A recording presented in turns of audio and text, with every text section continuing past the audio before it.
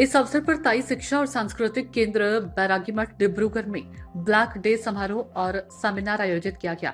उल्लेखनीय हो कि असम को स्वतंत्रता वर्ष 1826 की 24 फरवरी को विदेशी धरती पर दो विदेशी शक्तियों के द्वारा हस्ताक्षरित यंदबू संधि के तहत विदेशी राज्यों को सौंप दी गई थी। असम के लोगों के साथ साथ पूरे भारत ने ब्रिटिश सरकार के औपनिवेशिक शासन का कष्ट सहा और असम के लोगों ने अंग्रेजों को निष्कासित करने के आंदोलन में सक्रिय रूप से भाग लिया।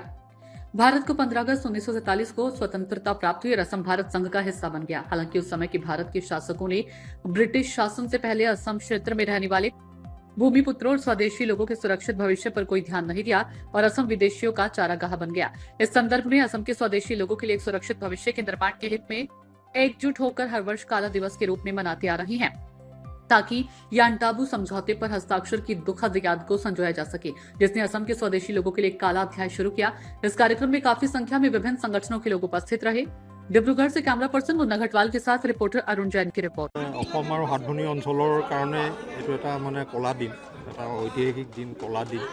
আৰু যিয়ে অসম আৰু সাতভনী অঞ্চলৰ ভাল পায় তেওঁলোকে আজিৰ এই দিনটো অন্তত সুকীয়াকৈ অনুভৱ কৰে। আৰু সেই কথাখিনিকে আমি ৰাইজে যাতে পাহৰি নাযায়, আমি কথাখিনি ৰাইজৰ মাজলৈ লৈ যাবৰ কাৰণে আজি এই দিনটো অনুষ্ঠিত কৰিবলৈ বিচাৰিছোঁ কলা দিন হিচাপে। আৰু তাৰ ইয়াত 9টামান সংগঠনৰ নেতৃত্ব লগ হৈছে আৰু বিভিন্ন প্ৰতিনিধি আহিছে। ইয়াত দুটা ছেশ্যন কৰা হৈছে। প্ৰথম ছেশ্যনটো আমি ইয়াণ্ডাবু চুক্তিৰ সন্দৰ্ভত আলোচনা কৰিম। ইয়াণ্ডাবু চুক্তিটো হৈ গ'ল আৰু দুটা বিদেশী শক্তিৰ মাজৰ হোৱা চুক্তি, ইয়াত আচলতে অসমবাসী হিচাপে আমাৰ কি ভূমিকা, ইয়াত আমাৰ লাভ লোকচান কি হ'ল বা অনাগত সময়ত আমি আচলতে এই চুক্তিখন লৈ পেলাই 24 ফেব্ৰুৱাৰী 200 বছৰ অতিক্ৰম কৰিলে যিটো আমাৰ ইয়াণ্ডাবু সন্ধিৰ ওপৰত, আমি সেই ইয়াণ্ডাবু সন্ধিক আমি এটা কলা দিৱস হিচাপে কৰোঁ। কাৰণ আমাৰ অসমখনৰ লগত কোনো ধৰণৰ চুক্তি নকৰাকৈ অসমক কিন্তু আজি বঞ্চিত কৰিলে। ভাৰতৰ ৰাষ্ট্ৰত যিটো আমাৰ আছিল অংগৰাজ্য হিচাপে, কিন্তু তেতিয়া আমি নাছিলোঁ, আমি স্বাধীনেই আছিলোঁ। আজি 24 ফেব্ৰুৱাৰী যিটো আমাৰ হ'ল 1826 চনত, আৰু আজি এতিয়া 2026 চনত আমাৰ 200 বছৰ হ'ল।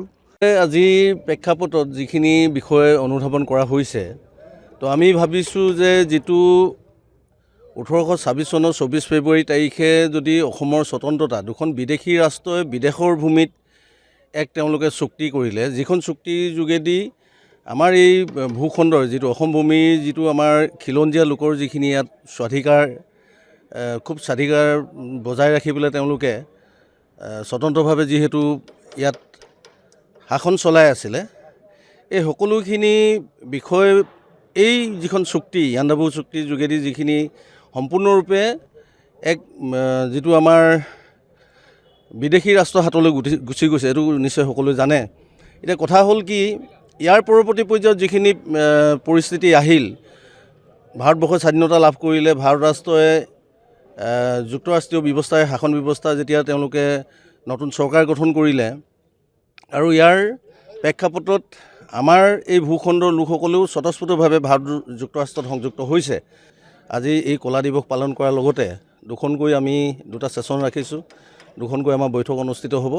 এই বৈঠকত অনাগত দিনত আমাৰ নতুন প্ৰজন্মক সুৰক্ষিত কৰি ৰাখিবৰ কাৰণে বা নতুন প্ৰজন্মক আমাৰ যিসকল খিলঞ্জীয়া লোক আছে তেওঁলোকৰ ভৱিষ্যত কেনেকৈ সুৰক্ষিত হ'ব, এই গোটেই বিষয়খিনি আলোচনা হ'ব।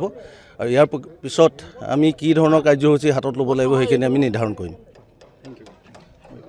পূৰ্বে আমি ইয়াত যিকেইটা এই ভূখণ্ডত আছোঁ সেইকেইটা স্বতন্ত্ৰভাৱে আমি ইয়াত জীয়াই আছিলোঁ, কিন্তু 1826 চনৰ 24 ফেব্ৰুৱাৰী তাৰিখে যিখন ব্ৰিটিছ বাৰ্মা ইয়াণ্ডাবু নামৰ জেগাত চুক্তি হ'ল, এই চুক্তিৰ জৰিয়তে অসম, মণিপুৰ, কাছাৰ হওক, আমাৰ ইয়াক মৰাণ মটক হওক, গোটেই নেফা হওক, গোটেই বেলটো ব্ৰিটিছৰ অধীনলৈ গ'ল। আৰু ভাৰতবৰ্ষ স্বাধীন হ'ল 1947 চনত। ব্ৰিটিছে ভাৰতবৰ্ষৰ অন্তৰ্ভুক্ত কৰি থৈ গ'ল। আলোচনা চক্ৰ এখন আছে, ইয়াৰ গোটেই মেকানিজিমটো তৈয়াৰী কৰা হ'ব, কেনেকুৱা ধৰণে বিভিন্ন বুদ্ধিজীৱীৰ পৰা পৰামৰ্শ ল'বৰ কাৰণে আজি আমি এই কলা দিৱস আয়োজন কৰিছোঁ। আৰু যিকেইটা জনগোষ্ঠীৰ উপৰিও জাতীয় সংগঠনে ইয়াত উদ্যোগ লৈছে, সকলোৱে এক প্ৰচেষ্টাত প্ৰচেষ্টাই এটা উমৈহতীয়া দিশ নিৰ্ণয় কৰিবৰ কাৰণে আমি ইয়াত সিদ্ধান্ত ল'ম বুলি আশা কৰিছোঁ। ধন্যবাদ। सूचना इंडिया के सभी दर्शकों को बधाई। अब आप सूचना इंडिया देख सकते हैं जियो टीवी चैनल नंबर 4053 पर भी। साथ ही सूचना इंडिया के सभी सोशल प्लेटफॉर्म इंस्टाग्राम, फेसबुक और ट्विटर से जुड़े और पाएं आपके क्षेत्र से जुड़ी हर एक खबर।